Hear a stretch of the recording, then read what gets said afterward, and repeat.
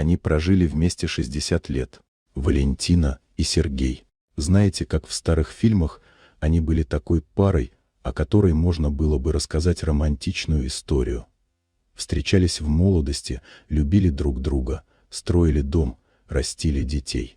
Когда они только поженились, она уже была не молодой, ей было 27, а ему на 5 лет больше. У него была своя жизнь, он не раз упоминал о прошлом, но всегда как-то вскользь, и Валентина не задавалась вопросами. Он был замкнут, но заботлив, а главное честен. Она думала так, пока не наступил этот день.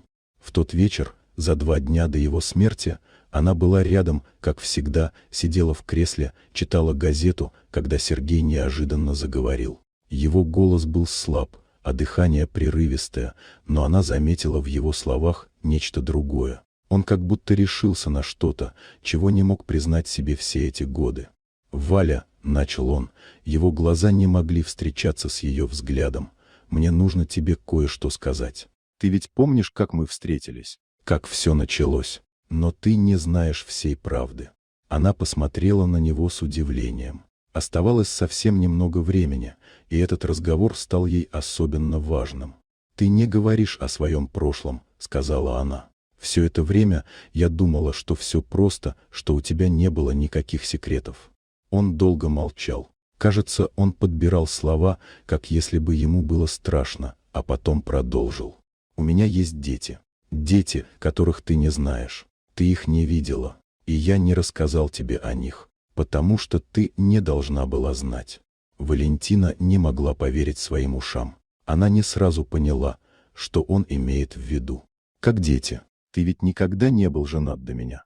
«Нет», — сказал он, и в его голосе звучала неуверенность. «У меня была другая жизнь. Когда-то, еще до тебя, я был женат, и у меня были дети 3. Мальчик и 2 девочки.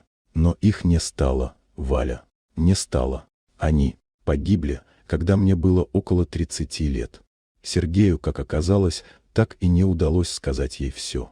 Не мог он рассказать, как тяжело ему было пережить потерю семьи, как он похоронил их, а затем, не выдержав боли, решил начать все заново с ней, с Валей. Он всегда боялся, что его прошлое будет для нее тяжелым грузом, и потому строил свою жизнь так, будто все начиналось с ней.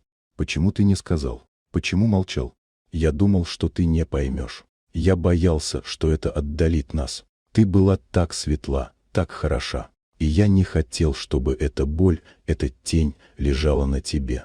Так что я просто оставил ее в прошлом». Валентина сидела в тишине. Она пыталась осознать его слова, но никак не могла. Все, что они строили вместе, казалось, потеряло смысл. Или, возможно, она просто не могла поверить, что Сергей был таким с такой тяжелой историей, которую он скрывал. «Ты знал их?» — спросила она тихо. «Да», — он кивнул. «Я знал их. И потерять их было самым страшным моментом в моей жизни. Я не хотел снова терять. И я боялся, что если ты узнаешь, ты уйдешь. Ты была для меня как новый шанс».